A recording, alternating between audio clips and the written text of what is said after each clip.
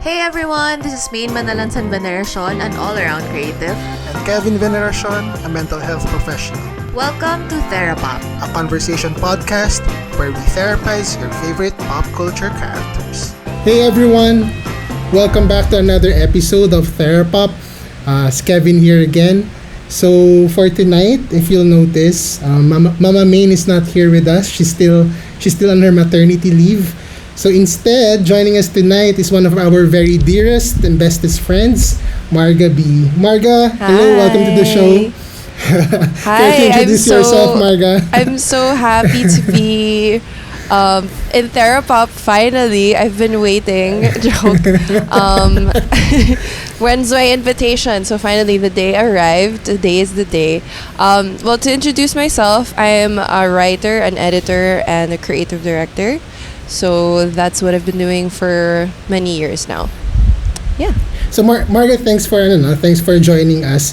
I think you are our very first guest dito sa aming series na maging parang Zoom series namin moving forward. We're hoping more of our friends can join us as we go along. And for our therapies, so si Marga, having mentioned nga what she does for a living, and we're hoping na more of Maine's friends na may, let's say, expertise sa pop culture, Marga. We'll bring in the pop this time kasi parang yung last few episodes was like heavy on the Thera. Exactly. Right, So, right. So for tonight's show, Marga, and for our therapies, we'll be talking about a 1994 film. Well, it goes by the title of Forrest Gump. So I think most of our listeners are familiar with it. Yes. It's a 1994 film. Ano bang genre yun, Marga? I would say it's like a drama, but it's like a fictional biography because it's not real. It's not based on a real person. So it feels like a biography or a biopic of a fictional guy. And as you'll see, he is a very fictional person throughout the story. Papasok ba siya sa For you, papasok ba siya as comedy? Papasok ba siya as comedy? Not so much. May comedic moments, like may funny moments, but parang not really with the intent to make you like laugh out loud. So I guess drama adventure, because he does get into some adventures throughout his life, is a pretty accurate, way to call it. It's also loosely based on a novel ng 1986, same name, pero medyo same title pero ibang story. Medyo maraming details daw na binago, or I see. I mean, author was Winston Groom, and yung cast natin dito, well, it's led by Tom Hanks and Robin Wright. And Sally Field. It's a powerhouse cast. It's a pretty good cast. Like acting actors. So, that's probably why it became a classic. Kasi nga maganda talaga, magaling yung pagka-portray ng roles nila. Especially, of course, Tom Hanks as the titular character, Forrest Gump. So, Marga, how would you, for therapy, how would you sort of describe yung situation that our lead character finds himself in throughout the movie, or what is it basically about? The film that we're gonna do? For me, kasi so the first time we watched it with Maine, because I had never seen it before. Sabi ko sa inyo, I remember, parang I feel like I don't have to watch Forrest Gump. I already know what it's about without watching it. Kasi parang it's just about life being a box of chocolates, or about Bubba Gump. Like, you just know. I feel like I know enough to know what it's about. But then it really wasn't what I was expecting it to be. I feel like, to explain what it is, it's about the life of a very ordinary person who turned out to have an extraordinary life, and who did pretty extraordinary things despite his challenges. So yeah, I would say that's pretty much what it was. Na because he had things that were holding him back, it became more inspirational to see what he managed to do with his life. Yeah. So, I would say so that's yun it. like yeah, that's a good way of putting it. And like what Marga said, no, may mga, I guess, challenges, limitations si Forrest Gump. Yes, So yes. so having said that, when it comes to ano ba yung mental health condition of our character here, of Forrest Gump, well, yung medyo clear cut kasi is yung intellectual disability. Actually, when the time that it came out, 1990s, I think they still called it mental retardation. Pero we don't really use that term anymore. So we prefer to term it as intellectual disability. And medyo clear, I think parang wala namang ano dun eh, wala namang question na meron nga talaga siyang Yes. ID, no? Yes, yes.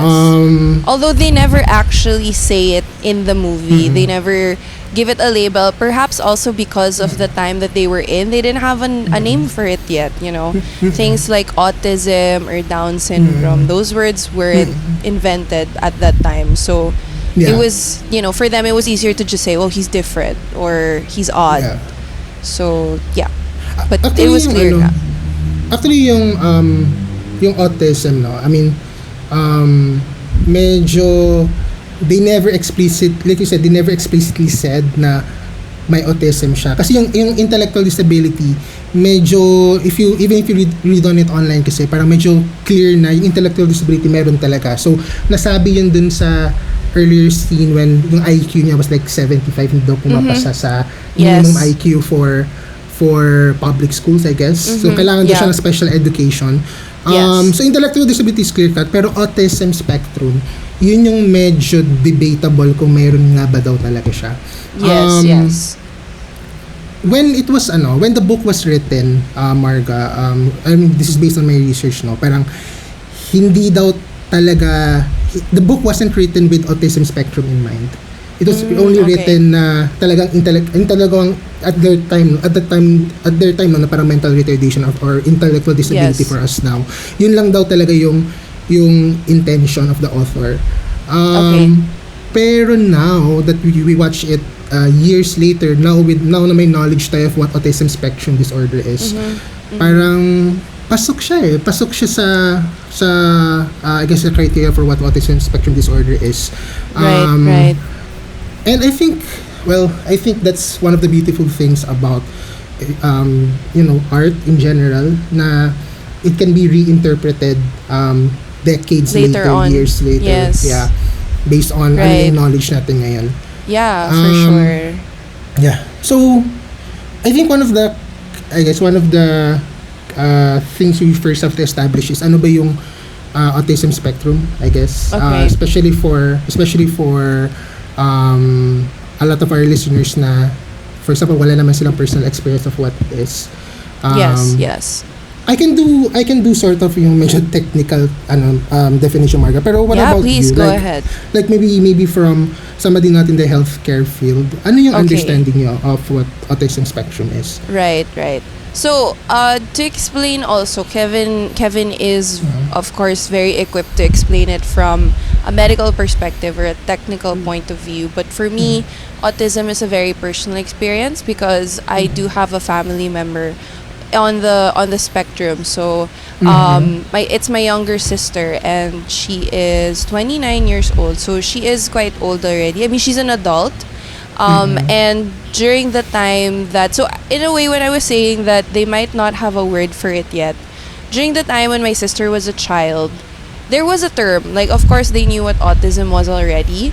But for me, this was something that when you're a kid, you don't really understand exactly what it means. But you recognize that your sister is different, or my sister is different from other people. So that just became like the word for it. But I also became more aware of what the characteristics of a person with autism is. So usually, like, they do have intellectual disabilities. In some cases, they are, savant, so hyper intelligence naman. So it can go either way. That's why it's a spectrum, because there's a lot of different manifestations. But usually, like, it's somebody who has trouble with social situations, breaking patterns. So things like that are pretty common. Which is why when we were watching Forrest Gump, I could recognize certain things that in the way that Forrest was acting, that I felt nga na it's very likely that he does have autism, or he is on the autism spectrum. So that's how I understand it. I mean, there are ways, of course, in other ways that you could explain it, but I guess for me, you would best like explain it from a healthcare professional's explanation. Pero dude, like what you said, no? I mean, thanks for sharing, Marga. What you said nga, well, you did recognize naman most of yung mga telltale signs natin. And yes. Ako honestly, parang I really wanted to hear it from your point of view kasi most of our listeners naman, they're also coming from a place na hindi naman sila some of them hindi naman healthcare associated din, diba? So, it's good that you pointed it out that way kasi it's I guess more easily recognizable from a layman point of view, from your anecdotal experience. You mentioned na like for some people with autism spectrum, or maybe nga for your sister, sometimes may ding intellectual disability na component. So I guess technically speaking, autism spectrum at saka intellectual disability, napakataas nung rates na comorbid sila na diagnosis. So basically magkasabay sila. Right. Actually, I was going to ask that, na parang most likely ba somebody with an intellectual disability will be on the spectrum, or it doesn't follow?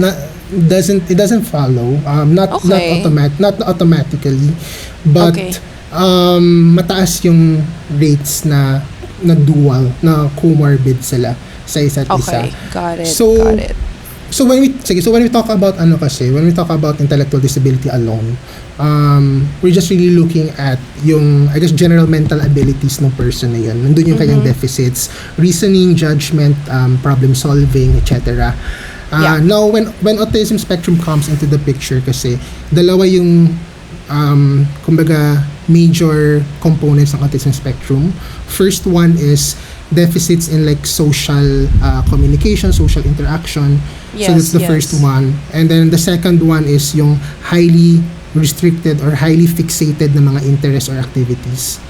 So by the general definition alone, hindi naman lahat na may intellectual disability merong highly restricted or fixated interest, or hindi naman lahat na talagang very socially impaired, although there are some. Pero like you mentioned kanina, mataas talaga yung comorbid rate sila, na kung meron kang ID, meron ka din yung autism spectrum. So going to definition of autism spectrum, yung deficits in like social interaction, social communication, if we're gonna apply it to Forrest Gump, ano siya, diba? I mean, when we watch the movie, nakakamiss siya ng mga social cues. Ang daming examples. Now, before, siguro kung hindi ka masyadong aware of the signs that this is a person with autism, you would just think, he's a bit, strange, or kasi siguro slow siya, kaya ganun. But it's actually indicative of something else, I think. Yeah. I mean, like, for example, even yung setup, Marga, na the whole storytelling was nasa bus stop siya, tapos nagkakwento siya ng buong buhay niya sa anybody who sits near him. And it doesn't faze him na naiiba yung tao, diba? It's not weird for him, which is very, very, it's a telltale sign. And then I think other components of it is yung deficits may social interaction or communication, kasama din yung mga non-verbal cues, hindi mo masyado na-interpret na maayos. For example, yung that scene where Jenny and the boyfriend of Jenny were, I guess, making out in the car or doing something else. And then parang he misread that situation and then sinuntok niya. So, oh my gosh, super, it's like that. It's like that. Another component or another characteristic of deficit in social communication is yung sa affect, or basically yung facial expression. If you noticed, medyo restricted or medyo flat yung facial expressions minsan ni Tom Hanks. Yes. Ni Forrest Gump, So, kasama din yun actually sa symptoms or criteria ng autism spectrum. It's really hard for them to make eye contact. and sustain eye contact with people. So that's usually also a sign that you're on the spectrum. Kaya yun. I mean, and the way that yun nga, sometimes si Forrest when he's talking or he's interacting with a person, yun, it looks blank na parang he's looking right through you. He's just saying it.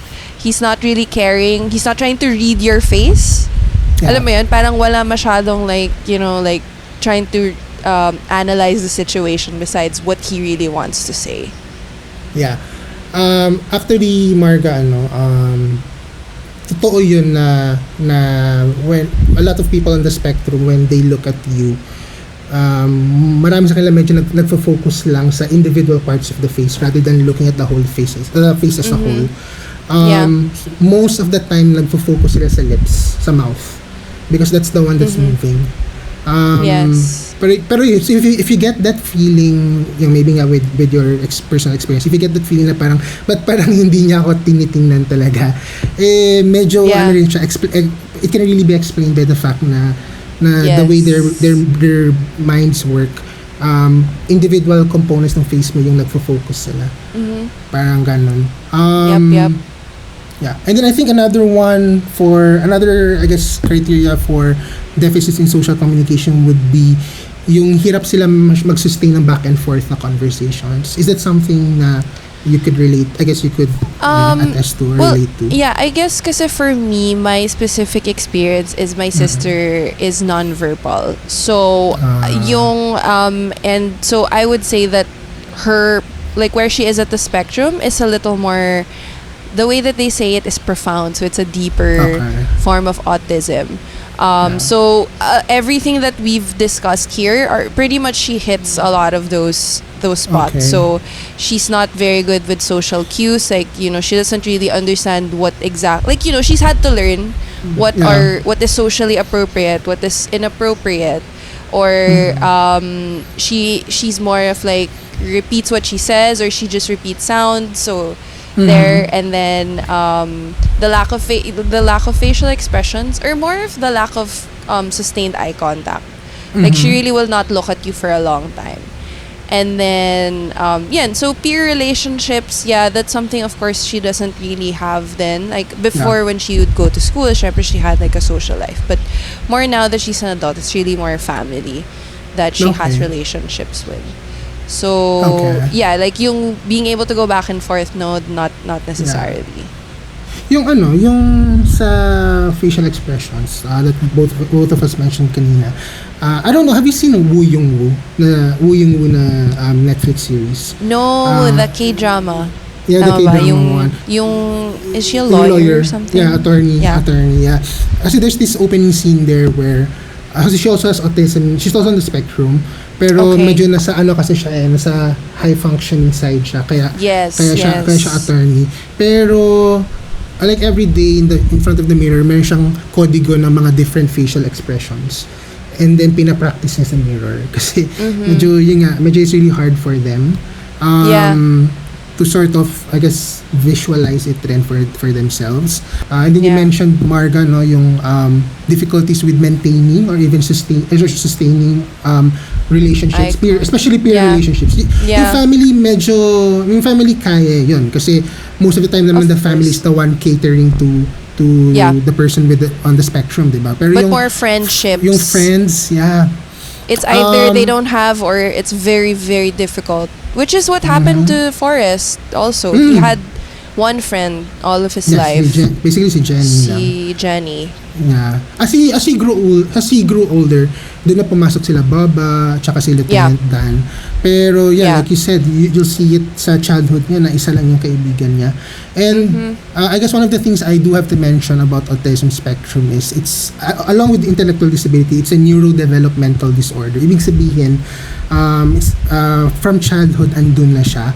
For a lot of people, pwede namang hindi mo pa napapansin, pero it's already there. And as the person grows older, bumibigat kasi yung demands sa person when it comes to cognitive, social, emotional demands. Kaya as the person grows older, mas lalabas or mas mapapansin na nasa spectrum pala siya. Kasi bumibigat yung demands on him or her. Parang ganon. So I guess for this point, my last point for this is yung difficulty in maintaining relationships. There was this line, kasi I think you and I talked about this, Marga, when we were watching Forrest Gump. Yeah. Na parang Jenny told Forrest na parang, Forrest, you don't know what love is. Parang ganun. Ano say mo dun? Or anong impression? Anong comment mo dun? How would I put it? I mean, for me, I think I wouldn't say that. Okay, like we said, that having autism is like being on a spectrum. There are a lot of we call them high functioning people with autism who can live very independent lives and have relationships with people. There are celebrities who live with autism and we know them, or people who are married to people with autism. So I feel like it wasn't very fair for Jenny to say that to Forrest, kasi of course he does. He knows what love is because he grew up with it. Whether it was love for her or love for his mom or the love that he was receiving from the people who care about him. I think it's just that she doesn't understand it kasi what she felt, or what he felt for her rather, was very pure. And parang it wasn't how she expected siguro a man to give her the romantic love that she wanted. Because clearly she sought out very problematic, toxic relationships instead, diba? When there's this person she knows, she trusts, and she also genuinely loves as a friend. And then, yun, so parang, it wasn't fair of her to say that, despite knowing that maybe it's possible then she wanted to discourage him because of the stigma of being with somebody with his disabilities or with his special needs. So it might be part of it, but it definitely wasn't fair of her to say something like that. Actually, I really, really agree with the term that you use, in projection. I do agree na it's a projection of Jenny's own insecurities when it comes to love and relationships. She was like, I feel like, if I remember that moment correctly, I felt like she was really extra harsh on him. Parang the way that she turned him down. There could have been even if she didn't feel the same way, which clearly I don't think she ever did, but parang there was a way to turn him down na hindi ganon. Parang ang weird na, bakit ka galit kay Forrest? Yeah, she turned him down. She turned him down, and then later that night she snuck into his room, and then they had sex. And then the next morning she left in a taxi cab. So It's I mean, Jenny. medyo kawawa talaga si Forrest. I mean, when it came to his relationship with Jen. Pero yeah, maybe later we can understand better ba't nga ganun. Yes. Ba't nga naging ganun si Jenny, no? Kanina, di ba nabanggit natin yung deficits in social communication as the first technical criteria for autism spectrum. The second one is yung highly restricted or highly fixated or repetitive yung mga patterns of behavior, interest, activities. So, I guess yung repetitive patterns of behavior, there are some, hindi ko ito nakita kay Forrest, pero there are lots of people on the spectrum na yung routines nila sa araw-araw, kailangan nasusunod talaga. Yeah, for sure. Is that something you were able to witness growing up? Yeah, definitely. I feel like a lot of the things in our lives also, like growing up, a lot of the things in my life revolved also around my sister's schedule, my sister's patterns. For us, it's not necessarily just habits, but even certain objects. Like, for example, kunyari, when we would go on vacation, my sister would be there with us, but my mom would always have to bring yung kubiertos namin, yung plate namin sa bahay. Because sometimes my sister wouldn't eat it if hindi niya ma-recognize that it's not the plate that she usually eats from. Or she's very particular with what kind of spaghetti she'll eat. Like, she'll only eat this type of spaghetti na parang she doesn't recognize that that's spaghetti. No, she's like, I'll only eat the spaghetti that I'm comfortable with. So yung mga ganun siya, that's how rigid they can be with not necessarily just routines, but habits, preferences. Like, it's really hard to break them out of it. But yeah, I mean, it's not naman difficult, but it's just like living with, like, raising a child na may schedule siya. This is the time they eat, this is the time they do these things. So yeah. So, yeah, that's something I definitely experienced. Sige. So, what you said now, ako personally sa line of work ko, hindi man siya personal, I guess personal anecdote, experience in my life, pero more of work-based. So, Yeah. in my line of work, parang I do see that also in a lot of the kids and teenagers na I talk to. And it's really the whole family needing to adjust. Yeah. No? And, well, just segue to, no, to actually in our next episode after this, Yeah. we're actually gonna be talking about ano yung naging impact nun on family members, right? So going back to Forrest Gump, ang nakita ko sa kanya, Marga, was yung rigidity sa thinking, maybe you can call it a thinking pattern. Kasi di ba yung sa school bus, for example, ayaw niya pumasok ayaw niya sumakay ng school bus kasi ang sabi daw sa kanya ng magulang niya, don't talk to strangers. Yes, yes. So, yun, I see that as also another example of, being rigid. Yeah. I think it's a mix about it. then of their inability to interpret things beyond the literal meaning. Parang hindi talaga nila kaya yung reading between the lines. Like they can't do that. That's very hard for them. Like if you say one thing, they will interpret it as the most literal sense of that sentence. So parang it's very hard for them to comprehend yung abstract concepts also. Yeah, I think there was this scene na they went to war. Sila ni Baba una nagkakilala, and then Lieutenant Dan called them na, are you guys twins or something? And then they took it literally. Yeah, parang hindi. Yeah, so yeah, that's another one. And then Marga, may sinabi ka kanina na sometimes they can be I guess geniuses in certain in specific interests of theirs. So totoo nga yun, no? Like it's also I guess characteristic of people on the spectrum na when they have highly I guess fixated interest in something, sometimes to the point na parang incredible na yung proficiency or skill nila in that certain area. So like for yung Wu dun sa series, it was basically yung interest sa whales at saka syempre yung law, yung pagiging lawyer. Pero dito kay Forrest, ako ang nakita ko is when he likes something medyo mabilis siya mag-pick up ng skill. For example, yung sa rifle, yung when he went to war. Yung nakita ko sa kanya. Or yung ping pong, when he got introduced to ping pong, naging super focused galing on siya. that. Yeah, and it took like hundreds of hours. And medyo kinaya niya na mag-focus talaga on that one thing. Yeah. Parang ganun. Interestingly, just to talk about ping pong, since we this kind of like moves forward with what we're talking about. Pero you know how in Forrest Gump, he's part of like a lot of historical events. So the ping pong is actually also historically relevant.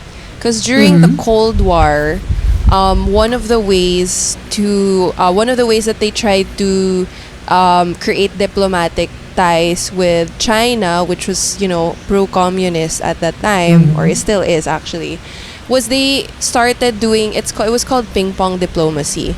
And so they would bring in American athletes and Chinese athletes na who would visit China or would go to the US, and they would represent the country na parang it was an act of showing goodwill na, oh yeah, no, we get along because we play ping pong together. So it was actually a big deal that Forrest became good at ping pong, that he went to China because he was part of that delegation that kind of helped with the Cold War issue during that day. So, wala lang. Just a little fun fact for you. Galing. That's why in the movie, parang yun yung parang naging equivalent sa kanyang years of service. 'Di ba? Parang hindi na siya pinabalik sa front lines. Parang yun na yung naging years of service niya. Okay, that's why. Exactly. That's why. Alright. But yeah, yun. Yung galing niya sa ping pong, yung proficiency niya. I think it's also because they're the types na when they like something or they fixate nga, hindi niya tinigilan matutunan yung rifle until na-gets niya. And then, he didn't get distracted by anything else. Nag-fixate talaga siya doon. Yeah. Or even with ping pong. Kasi naglalaro siya kahit mag-isa siya, diba? Yeah. So, part of it. Which also reminds me, I think you and I spoke about this. Si Baba, di ba, very fixated din siya dun sa shrimp. Yes. I think when we watch it, parang nabanggit din natin na parang nasa spectrum din si Baba. Yeah. Right? Kasi it's It all he seems would like talk it. about. Yeah. If you notice, he never asked, diba? He never asked Forrest Gump about his life. Parang lahat ng conversations na narinig natin or pinakita sa movie, it's all about shrimp. Yep. Parang ganun. I think nga that I agree. It was something that we talked about during the movie, that it was possible that Baba was also on the spectrum. Maybe nga not necessarily as intellectual. I don't think they ever talked about him having an intellectual disability. But in a way, he was on the spectrum kasi he portrayed a lot of the same. Yung the whole taking things literally din. Like, the way that si Forrest sumasagot, parang si Baba meron din siyang Parang ganun din. na hindi siya na-phase na, pinapagalitan na pala ako kasi, like, they're being sarcastic towards me. So, like, they won't understand sarcasm. Yung ganon. Kasi nga, very literal sila. Kaya, it might be, like, Baba is also, which is good na, finding a friend in that same experience, although they didn't necessarily know that about each other. Is probably refreshing for them. Kaya they got along so well. I honestly don't know. If mas mataas ba yung chance na maging friends kayo if pareho kayo nasa spectrum. I don't know. Like I can't answer that question because my sister is a very different situation. She never really had friendships with people who weren't like her schoolmates, but I think that it's based on what I've seen in from like growing up, I think it's good that they do find friendship with each other, and it does help kasi nga like may understanding na that this is where I'm coming from, these are the things I can or cannot do. And then siguro the parents then feel safer kasi wala, alam nila na their child won't get bullied, that they'll be they can trust this friend to be kind to them. So I don't know if there's a propensity, if you are like, if studies have shown that they are likely to be more friends with each other, but I can imagine that's probably why mas naging friends sila. So mas hindi magja-judge, mas hindi mag-bully. Yeah, makes sense naman. I don't know ano yung statistics for that. I haven't checked it out for myself. Alright, so siguro last point ko na lang sa, I guess, technical formal definition ng autism spectrum is hindi siya degenerative na disease or na illness. No. Sorry, hindi siya, it's not like, let's say, dementia. Dementia kasi talagang magde-deteriorate ka talaga. Autism spectrum is not. Siguro at the most is more of pag tumatanda ka, like we said kanina, bumibigat yung responsibilities or expectations sa'yo, baka kaya mas nahihirapan. Pero technically, hindi lumalala yung condition mo. Possible as you grow... Yeah. Sorry, go ahead. Go ahead. I think lang that it's not degenerative, but I believe, and I could be wrong about this, there are certain manifestations of people in the spectrum, and I think is Down syndrome. It's part of the spectrum, Down syndrome, right? Ano siya? Hindi or siya. Or is that a genetic? It's a different condition. So it's not necessarily autism. Hindi siya part ng autism spectrum, yeah. Okay, kasi yun yung alam ko, may life expectancy yung right, if you have Down syndrome and stuff. Yeah. But I think for autism, wala namang ganon. I mean, there may be, just like with intellectual disability, there may be people na on the spectrum na with Down syndrome, pwede naman. Pero strictly speaking, they are separate entities. I see. They're separate conditions. Okay. What I've read before though is, like you said, there are certain conditions na mas mataas yung rate, na mas mataas yung chance na magkakaroon ka ng ganon if you have autism or if you're on the spectrum. I think dementia is one of those conditions na as you grow older, mas mataas yung chance na magka-dementia at an earlier age if you're on the spectrum. Parang ganon. Pero autism itself, hindi siya degenerative. Parang ganon. So, So yun. So I think we've more or less I guess napag-usapan na rin natin intellectual disability and autism spectrum and how we see that in Forrest Gump. Kanina Marga, you mentioned yung very fun fact, cool trivia mo about yung sa ping pong. Yes. So jumping off from there, ang napakaraming historical events sa Forrest Gump. What are the ones that stuck to you or stand out to you? I think the first one, which was I think yung the fact that yung siya yung nagturo kay Elvis paano sumayaw because of how his legs were before. That was I think the most memorable because it was so random. I wasn't expecting yun yung magiging twist niya. Na Elvis pala yun. So, after that, it was just increasingly becoming funnier and funnier. Like, I remember tawang-tawa tayo. Like, ang dami kasing examples na sobrang ridiculous na like yun nga, he met JFK. Like, siya pala yung reason kung bakit na Watergate si Nixon. And then, yung kay John Lennon, natawa tayo dun. Sobrang ganda nun eh. Influential pala siya the way the lyrics came together for Imagine. I know that. That was good. Yeah. And then yun, like, yung isa pang nakakatawa was, we were joking na Forrest Gump invented deepfakes. Honestly, Marga, before you and Maine mentioned deepfakes, I didn't know what deepfakes were. That was the first time I heard that term.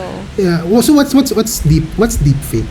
Okay, so a deepfake is basically using I think AI technology to superimpose your face or someone else's face on another person to make it seem like, or I don't even think you need to superimpose it or whatever. But basically putting like someone else's face kunyari on me, papalitan ko yung face ko and it's let's say some K-drama actress. So the technology is so seamless that they would be able to change my entire face and put the actress's face, and I could talk and act like, make it seem like yung actress talaga yung gumagalaw or yung nagsasalita. So there are so many examples of that actually now na it's pretty scary because sometimes you can't tell that it's real or not. So it was interesting to see it in Forrest Gump. Although medyo hindi kasing ganda yung technology noon back in 1994, but it's still deepfake kasi they made it seem like si Nixon, si JFK, even John Lennon were saying those things to him. Hey, but not really. The director, yung his name Zemeckis, the director we mentioned kanina, a lot of his work later on was in visual effects. Parang naging known siya for visual effects. So, di ba before Back to the Future and then ito, Forrest Gump, siya rin daw yung sa Who Framed Roger Rabbit, siya rin daw yun. And then, later on, yung mas naging more of visual effects guy na siya, parang he was heavily involved with Polar Express na movie. Okay, which is also Tom Hanks. Tom Hanks also, yeah. So, medyo known siya for, for visual effects stuff. Okay, cool. So Actually, maybe, to his credit, maganda yung deepfakes niya for this. It For wasn't 1994, terrible. For 1994, it was pretty good. So, I mean, he did do Back to the Future, which was a pretty, everybody loved it for the effects. Nice. There was also this, something that also stood out for me was, parang, di ba yumaman sila from the voting thing, right? After yumaman sila lalo because nag-invest sila sa Apple. Parang which she called parang some kind of fruit company daw yung akala niya, and then that's where they invested, and then nag-boom yung Apple, yumaman sila, and then they ended up on like Forbes magazine. Interestingly, I have a similar story. Meron akong tito na ganon na he invested in Apple in like 1992. And now he's like ballin'. Talaga. Like he bought it for nothing. Ba't niya napili yung Apple back then? I have no idea. I forgot na the story. Pero he lived kasi in California at that time. And then everyone was like, well, there's this new guy with this little computer company. Tapos he's like, okay, I guess I'll buy in, you know. And sinabihan pa siya parang, dude, like, you're never gonna get your money back. Like, tapon na yan. So, now they're all like, oh, damn.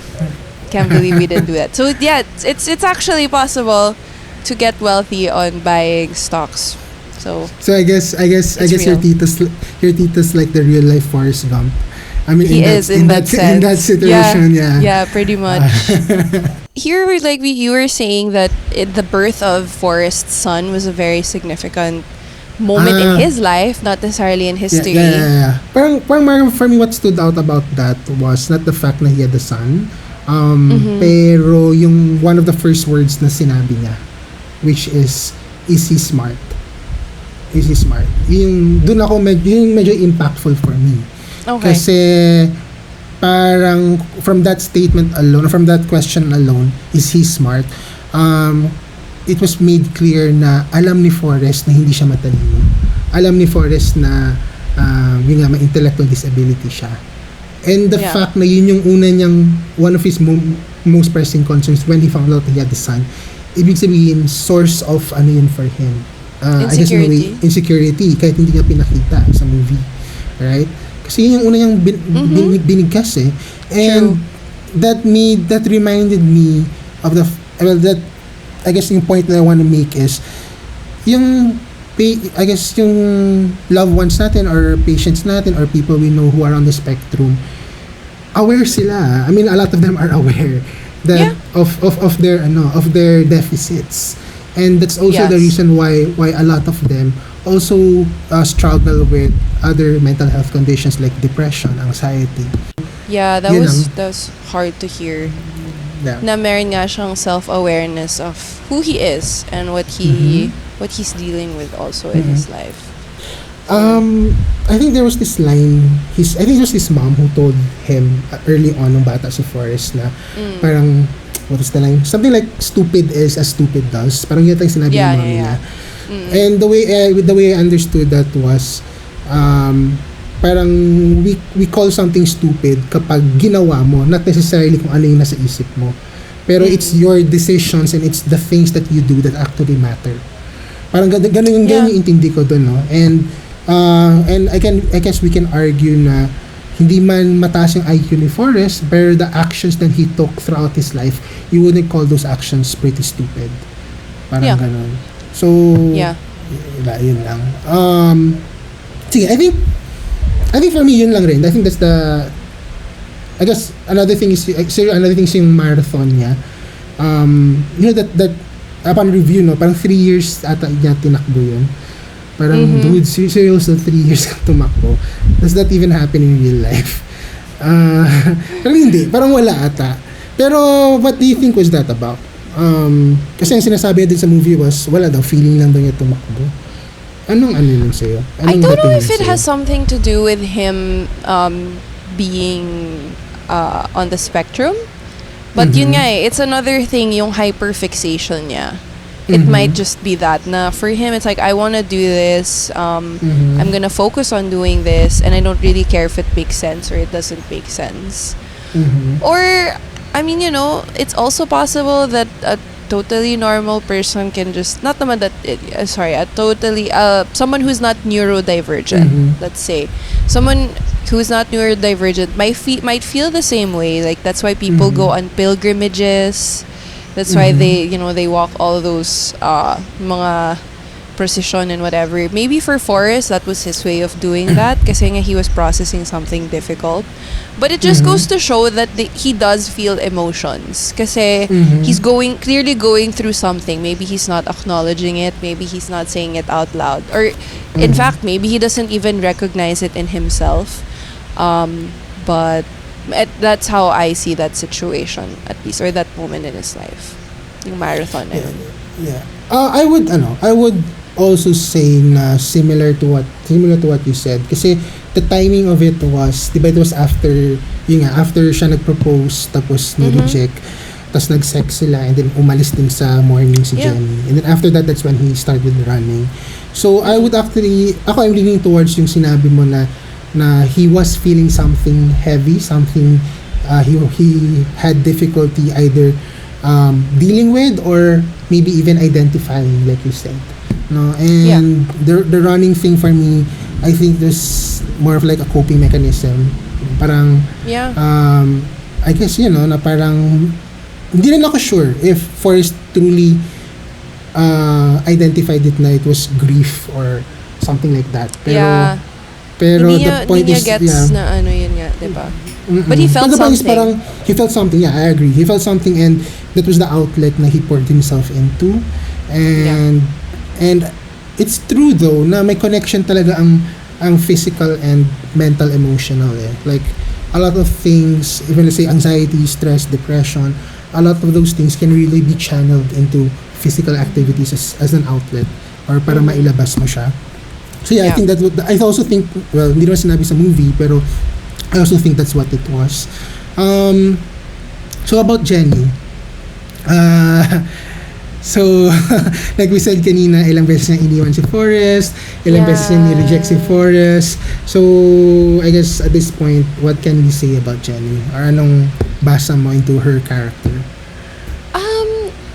Jenny was, I don't know if it was also during the time that maybe like they wanted to portray women a certain way, but she was such a tragic character actually.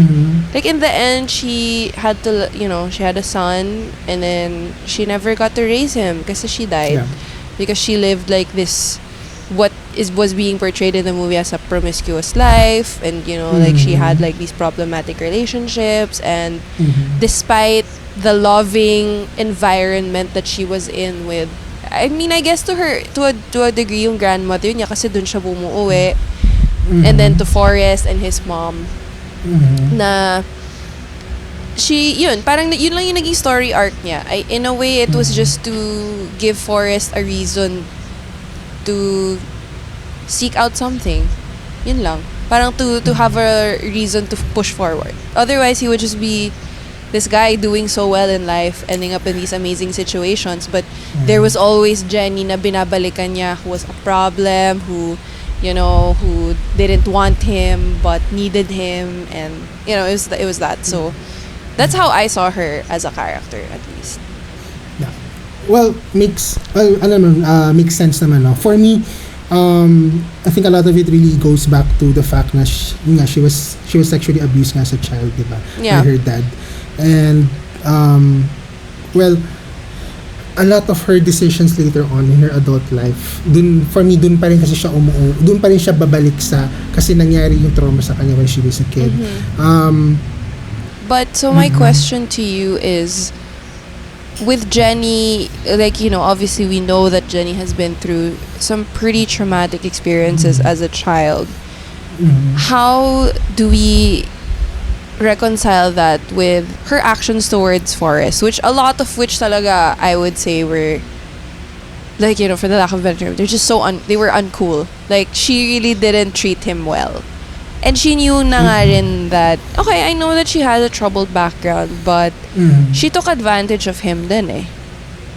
I know hurt people, but parang at what point are we saying, okay, yeah, Jenny was well within her, not naman her rights, but we understand why, and we forgive it, we allow it, condone it. I think dude, sa ito rin yung comment ko kay BoJack Horseman na series na parang mental health will never justify crappy, shitty behavior. Yeah. Parang it allows us to understand why, but it does not mean we condone it. Although, I'm curious kasi I think when we watched the movie, both you and I, we never really, I guess, sort of came to a conclusion kung bakit in the end Jenny finally allowed Forrest to be with her or to marry her. Like, what was up with that? If buong movie nagno-know siya. Yeah. What do you think? So you're saying that it's possible it's because she knew, because parang they kind of imply that she had HIV, right? And then she got sick from it and passed away because of it. And that, was it just a pragmatic decision that she wanted to have somebody take care of her kid? Or Yun ang feeling was it ko. something Yeah. else? Okay, Yeah, go. What do yun- you think? Like, yung feeling ko rin na, yun lang ba yun? Like, kasi natakot siya na maiwan yung anak niya. Is that the only, or was there like a grand, I guess, revelation for her or insight for her na, oh, I deserve to be happy, blah, blah, blah. Yeah. I'm not sure. It's actually. possible. I mean, it's just that it's hard for me to, I guess parang in a way, I became a little protective over Forrest because I know nga, like, I'm very protective of somebody who I know might not be able, is not probably equipped to face certain people and their intentions and things like that. But parang naging cynical ako towards that part when binalikan niya si Forrest na, oh yeah, I named him after his dad. Tapos diba nasabi pa ni Forrest na parang there's another guy named Forrest. Like parang gano'n, like hindi niya na connect agad na ikaw yung tatay. But I think that I want to say that siguro si Jenny, she knew that her time was very short. And aside from securing her kid's future, maybe for her, it was finally the time na rin to be kind to herself and give herself a happy life. And siguro alam na rin yun na mapapasaya niya si Forrest kasi makakasama na niya si Jenny finally. So, maybe the love wasn't passionate and romantic and nakakakilig. But I think naman she did genuinely care about him. Maybe not in the same way that he did like throughout their entire friendship. Pero siguro hindi naman nawala kay Jenny yung love niya for Forrest. That's what I think. Ikaw, do you think practical only? Honestly, kasi there was nothing in the preceding scenes that would give us any clue na parang may si Jenny, may change of heart or parang may insight siya na bago. There was nothing eh. We just find out later on na may anak na siya, tapos tinawag niya si Forrest, tapos pinakilala niya. So, I guess maybe cynical of me, pero I do think maybe, well, hindi naman sa selfish, pero medyo self-serving yung feeling ko, naging self-serving yung motivation niya talaga doon. Well, hindi naman self-serving, it's more of yung anak ko na kung mawawala ako, I want to make sure na taken care of yung anak ko. And I'm not saying, I don't think it was the wrong decision. I just don't trust na there was some grand, parang I don't think so. Yeah. And at the end of the day, I think tama naman na, well, for Forrest, I think tama rin naman na the kid would be with the dad, na aalagaan siya. Parang ganun. So, yeah, I'm not sure. Pero, anyway, the point is, at the end of the day, the kids with Forrest na rin. So, that's something naman na there's good that came out of that. Parang ganun. Pero, yeah. I mean, maybe another way of seeing it was parang Jenny wanted her kid to always think of her well. Kasi parang in Forrest, the dad's eyes, like she was this amazing, like she was so romanticized. Na I don't know if that was her intention, pero parang in a way it allowed her to live on in like, imagine mo if she never brought him to his dad, he would have to go into foster care and whatever, and he would end up resenting his mom na parang, why did you have me and you would just die. So it may be self-serving, but I guess that's really a mother's love. She would do anything for her kid. Yeah, so maybe well, it feels like it was more of love for the kid rather than mahal naman si Forrest, pero yun lang. Not romantically. Yeah, I agree. So, having said that, Marga, are there things you didn't like about the film?